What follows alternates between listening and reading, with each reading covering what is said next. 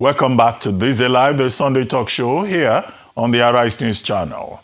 Now with me in the studio, Professor David Aworawo, Professor of International Relations and Strategic Studies at the University of Lagos. Jide Ologun and Jide Ologun, legal practitioner, national development advocate, and fellow Institute of Leadership, Coaching, and Strategy. Before I welcome both of them, let me congratulate Mr. Ologun, who is celebrating with his beloved wife 29 years of marriage, 29th wedding anniversary. And Mr. Ologun has been here long enough to know that this has very serious implications. Yes, Professor Aworawo, exactly. You concur. Exactly. It has very serious implications. It cannot be more correct. Anyway, gentlemen, you are welcome. Now, we've had a number of topics. We had Ini Ememobong, the man who stood alone in Akwa Ibom State and said he would not go from PDP to APC. He's now the spokesperson of the PDP at the just concluded controversial convention of the party in Ibadan. And then the other issue also is the issue of Nyesom Wike, the minister of the FCT, who has now been expelled, so we are told, from the PDP by the convention, the highest decision-making body of the party.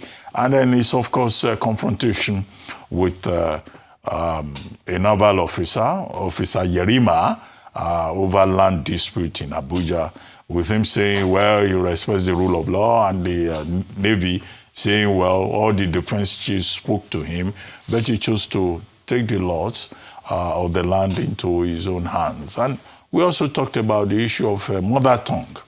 We had Professor Ajiboye from the Department of Linguistics and African Languages of the University of Lagos saying it is wrong for the Federal Ministry of Education to say that the mother tongue policy is going to be cancelled. I'm sure when Mr. Ologun went to primary school, he started with ja, B, bata, D, do, J. I don't think they were teaching A for apple, B for ball in your time. And then, of course, Nigeria is going to play this evening against the Leopards of Democratic Republic of Congo in Rabat, Morocco, in the playoffs finals of the final of the playoffs in the qualifying series for the World Cup in USA, Canada, Mexico. Those four subjects, more or less, we have tried to look at. Let me start with you, Professor Aworawo. I will just go in that order. We'll take the PDP convention. It's good they managed to get it, handled, and it held a few days ago. And then the decision to expel Wike and some others. For Wike, it's actually long overdue. Long overdue, really. You ask yourself, has Wike been a PDP member in the past 2 years, over 2 years? He simply has worked for, the APC and so. But will that bring the PDP from the valley of the shadow of death? That remains to be seen. Because even when the decision was made, two governors reportedly didn't support it. And so, Governor Plateau and Governor, I think of, is it Bauchi now, who didn't support it. So the issues are still there for them to resolve. I've said several times that in actuality, PDP is Nigeria in microcosm.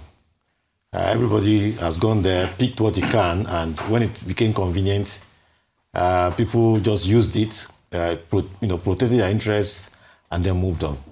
So we can only wait and see the aftermath, what the aftermath, will turn out to be. But I commend them for having the courage, because it seemed there was nothing could happen to Wike all of this while, but something has happened. Let us see how that affects the party moving forward. And then that also links the next issue, which is Wike versus the Navy, we should say, former naval staff, and Yerima. It's surprising that Yerima's name is the one that is reverberating, because Yerima is is working for someone. He's not the owner of that property. The former chief of naval staff, that's the person that Yerima is working for, and he simply acted on instruction given him by his boss. Well, there are a whole lot of things to comment on as far as that issue is concerned. The first has to do with procedure. What is supposed to be the procedure for enforcing that kind of thing? Somebody has occupied a land that has not been properly acquired. What is supposed to be the procedure? Clearly, there were procedural flaws. Normally, you write, and then you tell the person to come and clear himself, and then things take on from there. I think Wike was wrong to just move. Was he going to attack or face the former chief of naval staff? Because he knew, before that time that property was, at least being developed by the former chief of naval staff. He should have followed the procedures, and all of these things would have been avoided, but he never did. People have also drawn attention to how the military handled it. Of course, the young man was very respectful, but he was cocking his gun. I didn't see him do that, but some people have said that he was cocking his gun. If he did that, that was not neat. Because when you talk about the military versus what they would call bloody civilians. But I didn't see him do that. But some people say it was because he wanted to cock his gun that Wike beat a hasty retreat. Well, I don't know whether that's just embellishment, but whatever it is, military should not use what they have to terrorize anybody. But Wike, didn't do well in their procedures of getting these things sorted out without this kind of thing. There are things you need to administer well. You need patience, you need fairness, and all that. Wike doesn't have any of them, which was why what happened. But I hope that Wike will have learned lessons. Lessons for him to be considerate, lessons for him to be perceptive, lessons for him to have restraint moving forward, such that this kind of thing we won't experience again. One last thing I want to comment on this land thing. There are people who have occupied lands in Abuja for a long time, and they say they didn't pay ground rents and all. And then their lands are to be revoked. We remember the case of Rita Lori Ogbebo, who had an issue too. If people have acquired lands and they didn't pay ground rent, they should be told to come and pay. It's only when they don't pay that government will take action.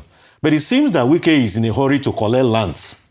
Who does he want to give them to? To spirits or non-Nigerians? If people have lands they have occupied and they have not paid ground rent, they should be told to come and pay, given deadline. When the line expires, then you can see action. But Wike seems to be eager to collect.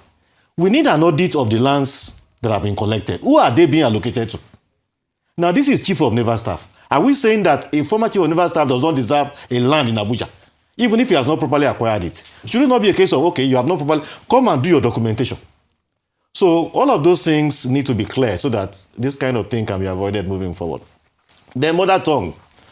Yeah, I followed up this mother tongue thing. In fact, in our platform and the investing, including Prajibu himself, they've been writing about why it is wrong and how it is wrong.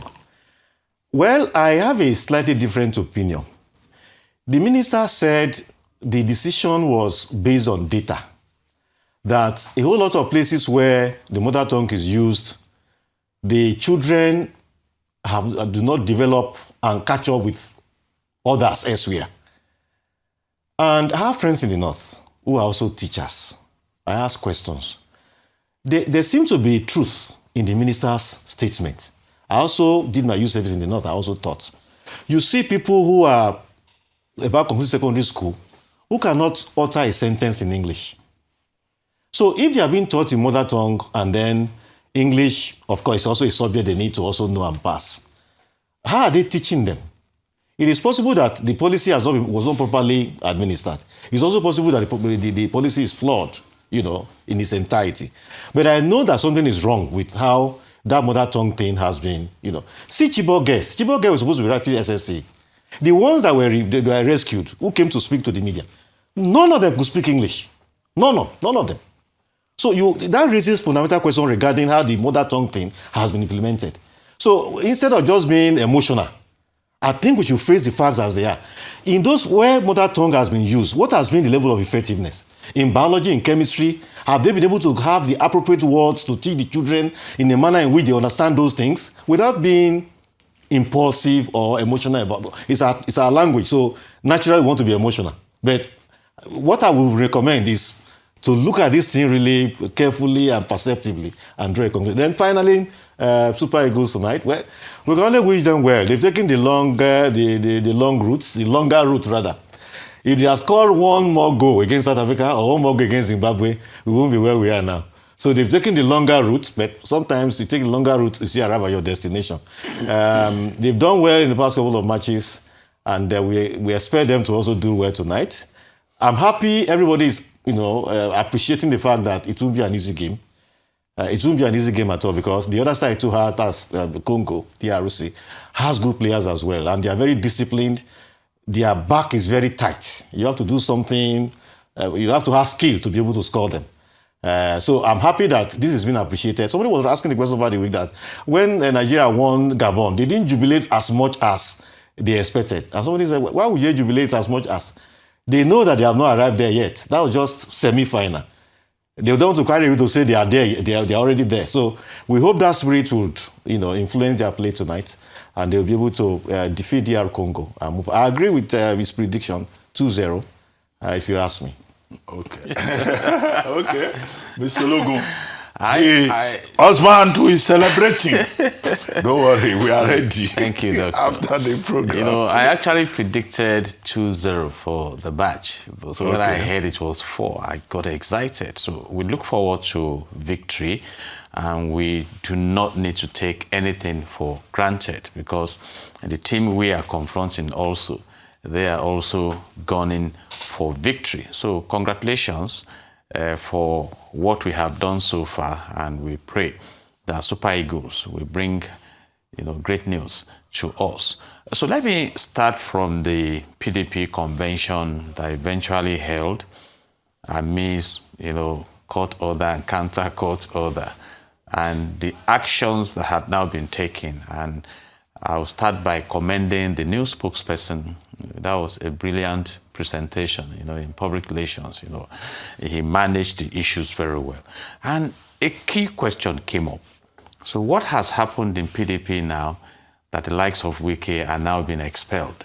That didn't happen when he rose up towards the 2023 election, even with the real man behind PDP now, the governor of Oyo State, who was in the G5 group then, that couldn't curtail his movement that is coming now. But the Chinese say the best tree to have planted a tree was 20 years ago.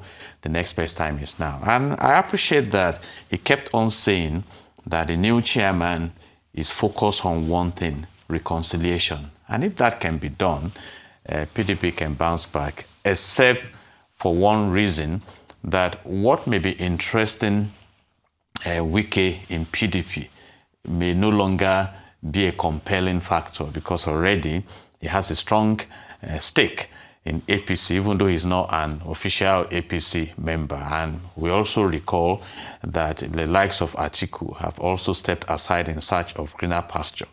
So I just wonder how PDP is going to come together before 2027 to really play the opposition role. We wish them the best, and I also advise, if you talk about conflict resolution, you have the alternative dispute resolution and you have the judicial, but it depends on how they want to go. And so that brings us to the action of the Minister of the Federal Capital Territory. You see, in responding to issues, you either react or respond. But when you respond, you process the situation, then you engage it. But when you react, you may not process the situation. And I think that is what happened. And you are exposed to blunders. And people now come up to remind you of what happened in the past, because Wike himself came out to say people were making reference. Yes, I recall when a judge of the Federal High Court was to be arrested in Rivers State when Wike was governor around 1 a.m. He went there to prevent them, even challenge them that you people are trying to introduce a state of emergency in my state and everything. And now the same scenario is playing out. And I like it when our leaders begin to talk about rule of law. Section 1 of our Constitution starts on the platform of rule of law. If we have a rule of law, by the way, why should someone, to start with, acquire land without following due process where we have respect for the rule of law? Because those are things we need to talk about. And that's why some are asking the questions now, that even the land that has been taken from some, who will eventually benefit, just like some Nigerians are asking, the Abacha loot will recover from some countries of the world. Where is the money? And so if we are really interested in the rule of law, let it be comprehensive in nature so that people can have access to justice. Yes, the officer displayed a very high sense of emotional intelligence, and I hope that our leaders also will begin to realize, like we say in public relations, that a communication is not complete until there is response. And it depends on how you express yourself. That was brash, we must say that. And we hope that the person of our Honorable Minister, Wike, may be able to adjust to that, because naturally, I think he's a tough person, you know. And to the mother tongue, maybe we should try father tongue. We've spoken so much about mother tongue. And I agree with the minister that it's good for you to evaluate your policies, look at the effectiveness. But I don't think throwing the mother tongue away is the issue here, you know, because when you talk about education, the goal 4 of the Sustainable Development SDG that will be evaluated in 2030 is education. It's education that will open up the space for development. And what is the budget of Nigeria on education? About 9.27%, when the UN has prescribed about 15 to 20% of the budgetary allocation. So it's not really about the language. But are we investing in education? Fortunately, we were addressing some young ones who are moving to SSS3 before they go to the university, beyond secondary education. What next? You know, convened by Wale Adeleye. And the new local government chairman of Agege was there. I was highly impressed. He's already profiling the education within Agege local government. And we came to a point that we realized that the students who fail in some of the exams, it's not because they may not understand the system, the questions, but they don't have the IT skills, these computer-based tests. So how are they going to perform? So he is already thinking of equipping some of the schools with this ICT. Some have never seen a PC. What about the teachers that groom them? Because this mother tongue language should be a language that should be taught. The Chinese understand their language. So we need to refocus. What premium are we giving the teachers? Now, ASU has not finally rested their agitation, except Professor Aworawo is telling us now. The strike is impending. 21st, the strike will start. Hey, you know what I mean? You seem excited. Not excited. I mean, to go on strike. Look, please, there are theses, dissertations to be examined. Okay. Papers to mark. Okay. Well, you're only a living person with the examines and marks. So we need to pay attention. And I have suggested, look at the countries of the world, like Japan, Chinese that we mentioned.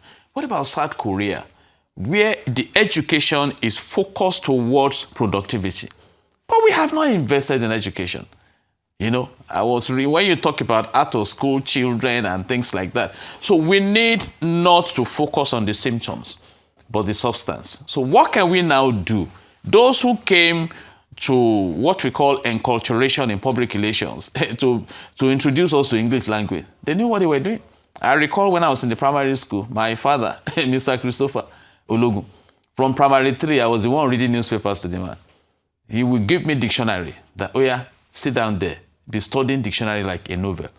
You need, we are, students should be prepared for the global environment, not just for the local. So if we have found regions of the country that are disadvantaged in education, let's focus on fundamental issues, not on the symptoms. And that is my argument. So it's not here nor there, but the minister has been courageous enough to say, oh, this policy is not working. So now sit back. And I also agree that there should be a widespread consultation with stakeholders within the education. And I think that we have more insight on how to, reinvent the education system in Nigeria. I understand that even the Chinese now, they teach their languages in Nigeria. They groom people that may eventually jackpot. I understand the American government also are sending their citizens to come and learn Yoruba and some local languages in Nigeria, thinking into the future. So we also should, I want us to think about sustainability, not just on the spur of the moment. That, this is what we do. What's your mother tongue? My mother tongue is Ekiti. Okakoko, the capital of the world in Ondo State. Where is that? Is it on the map? World.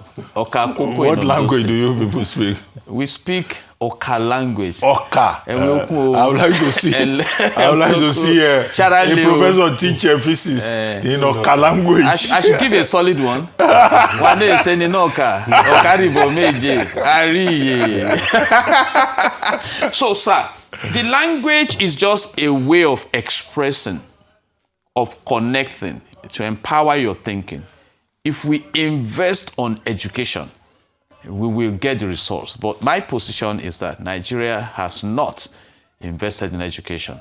Okay, very good. Well, the subject is up there, and there will be more perspectives from other persons listening to us.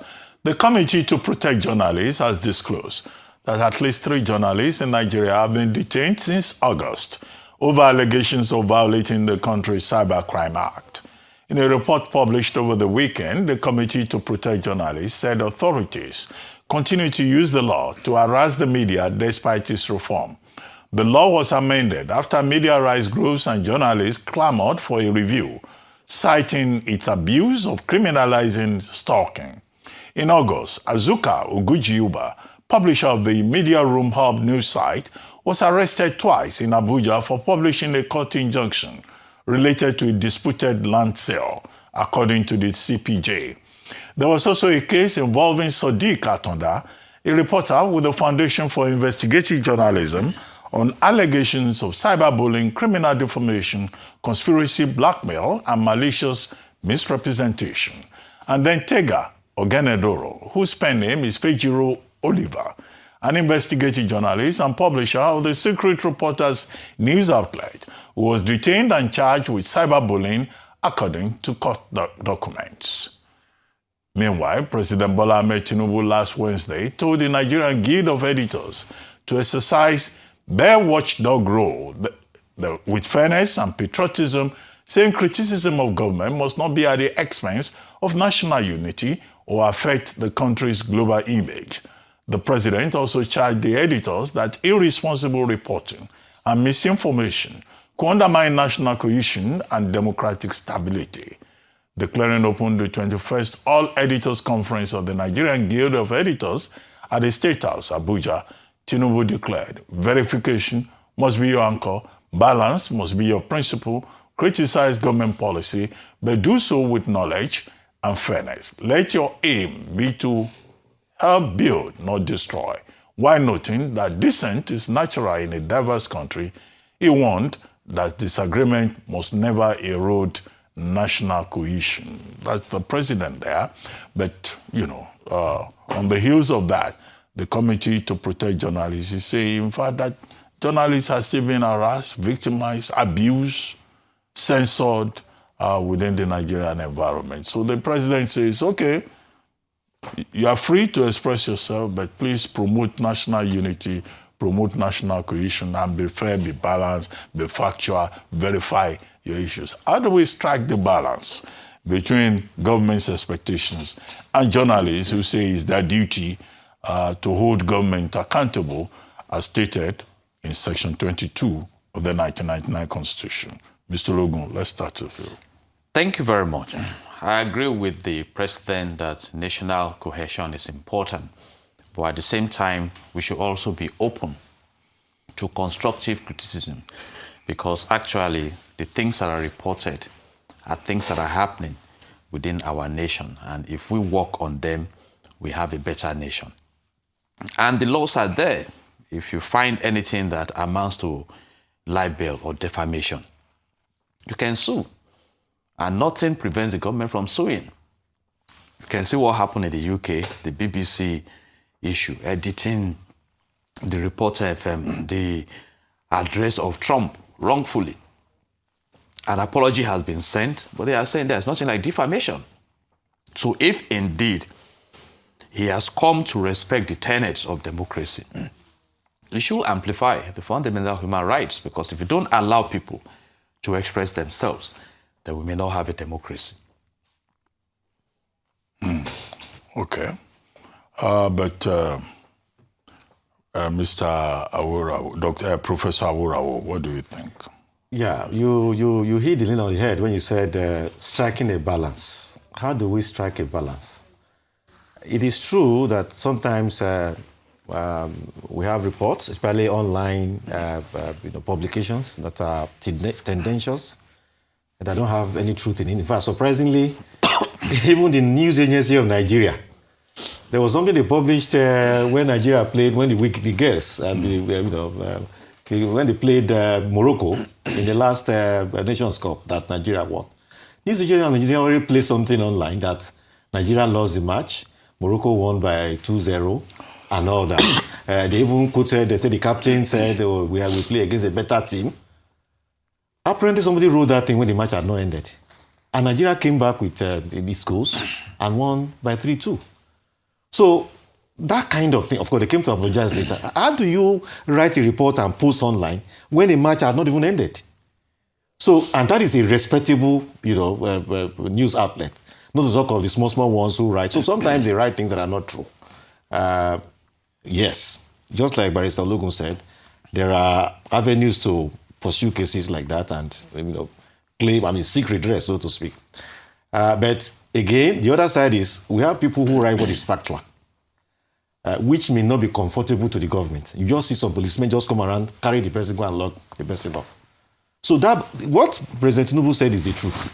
But the application, he said you can criticize, you can dissent, but it doesn't have to degenerate into, causing what will be detrimental to the public good. But how do you strike the balance? Those in authority must recognize the fact that once a report is true and factual, it may not be what they want. They should accept it as such. And then those who write should be careful to know that if they write things that are not true, they can be taken up. But the government has no right to arrest people on the basis of what they have written, which is true, and clamp them into jail. Just take, for instance, this issue of whether Christians are being killed in Nigeria or not. He just took a setting that once you say Christians are being killed, you're against the government. But that is the truth. If I want people to speak to me, I say, well, if I were how do you advise government? If I were to advise government, I would say, don't talk about whether Christians are killed or not. Just say we are taking charge of the insecurity situation. Some people are killing Christians, some people are killing people indiscriminately. Those are the facts. So government must recognize that there are certain things that may not be palatable to it, which are true. And people have rights to report them. And people too should be responsible in what they write. Stick to the facts. Everybody will be fine. Okay. As it happens, it's not only in Nigeria that journalists or the media generally seem to be facing challenges. Take the case of the British Broadcasting Corporation, BBC, which has now had to apologize to US President Donald Trump over a misleading edit of his January 6, 2021 speech. But the BBC maintained that there was no basis for a defamation claim, despite a threatened $1 billion suit. Chairman of the British Public Service Broadcasters, Samir Shah, wrote personally to the White House acknowledging that an edit in the Panorama documentary unintentionally created the impression of a continuous call to action, meeting intervening remarks in which Trump urged supporters to protest peacefully. The broadcaster said it would not rebroadcast the film and accepted that the editing had given viewers a mistaken sense that the president directly incited violence, while Trump's lawyers demanded a full retraction and compensation for what they described as severe reputational damage. BBC insisted it had not defamed the president and declined any financial settlement. Again, the conflict between authority and the media.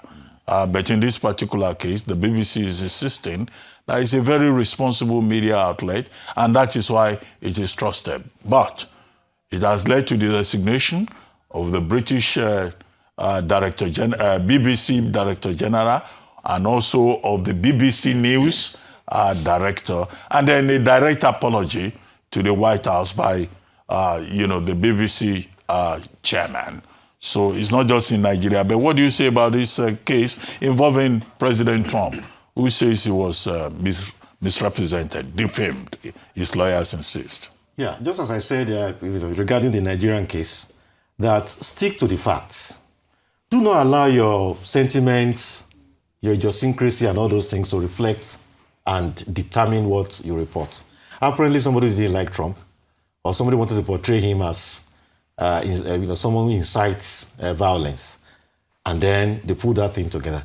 Once you stick to the facts and truth, shapes what you do, you can't get it wrong. And, that's why they call the media people the watchdog. Watchdog and state things as they are. Of course, the BBC has admitted that it erred. That's why the apology is, presented. But they are not to determine whether Trump pushes for defamation or not. That it does not lead. It does not. It will not lead to that. Trump will determine whether he wants to push ahead with it or whether the apology is, just in order. Trump will determine that. The BBC cannot determine that. But it is very, very disappointing for a media outlet as impressive as the BBC. It just shows that once people allow their heart to rule them, and then their feelings and wishes to determine what they do, and not stick to the facts, these are the kind of things you see. And that is what journalists must avoid. Mr. Ologun. Thank you very much. You see, in public relations, there's what we call bad advocacy. And we had a full conference on it. So it's good you check from time to time the conversations going on about your organization online. And you can see Donald Trump pursuing this. It happened years ago, and through the legitimate means, because he was sure of the address he gave. And now BBC has admitted, and like Prof brilliantly mentioned, it's up to Trump to say, I'm withdrawing the matter against BBC. But it's good that when this reporting is done, that you don't mislead the people. So that calls for ethical engagement in professionalism. And of course, there has been some resignations. But in our own environment here, do we easily resign? That is a big question. So people hold on. And I recall there was a time Senator Oshiomhole made some untoward comments about the former governor of Benue State, Otom. And the man took him up on it. And at the end of the day, Oshiomhole had to apologize. The man proceeded to court, apologized to the former governor that I'm sorry about what I said. So it's important that we weigh these expressions. But I like the approach of Donald Trump. But let's wait if that apology will be enough for him, because it's not for BBC to classify what they've done as not, meriting being slammed with a defamation suit. Okay. As we begin to wrap up for today, let's take just one more subject. A new report jointly released by the Food and Agriculture Organization, United Nations, and the World Food Programme has warned that acute food insecurity is deepening in Nigeria and 15 other countries, which it described as hunger hotspots. According to the report, this situation is threatening to drive millions more into famine or risk of famine. The latest hunger hotspots report, which covered the period between November 2025 through May 2026, said that in 14 of the 16 hotspots identified, conflict and violence are the primary drivers of hunger. It cited 6 countries and territories of highest concern, including Haiti, Mali, Palestine, South Sudan, and Yemen. where populations face an imminent risk of catastrophic hunger. 6 more countries, Afghanistan, the Democratic of the Congo, the Democratic Republic of Congo, Myanmar, Nigeria, Somalia, and the Syrian Arab Republic were classified as of very high concern. Well, Mr. Ologun, Nigeria, FAO, WFP is telling us that hunger is a very high concern in this country because of insecurity and violence. And good What enough. should government do? Quickly, briefly. To attend to the threats, SWOT analysis. So what are the threats here now? The insecurity in the land. So is there anything you can do about it? Why not? Because this is a forecast just to warn these countries. And we should not in any way be associated with hunger.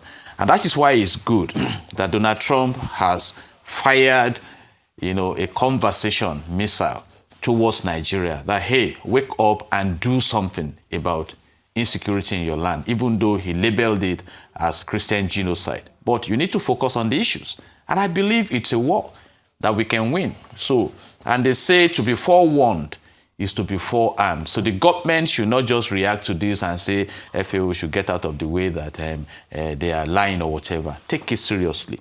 Work on it, evaluate, and see how you can prevent it. It's part of proactive crisis management. Professor? Exactly so. 2 things government has to do.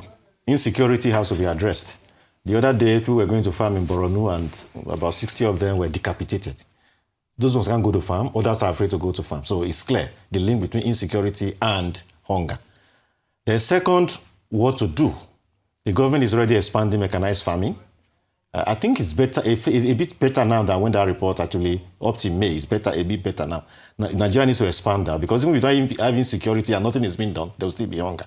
So expand that, the capacity, the mechanized farming and all of that, and then, of course, tackle the insecurity crisis. If those 2 are resolved, Nigeria has no business being among countries of concern as far as hunger is concerned. Well, thank you very much, Professor Aworawo. Thank you very much, Mr. Jide Ologun. You've been watching This Day Live, the Sunday talk show, here on Arise News. I'm Ruben Abati from my entire team here in Lagos.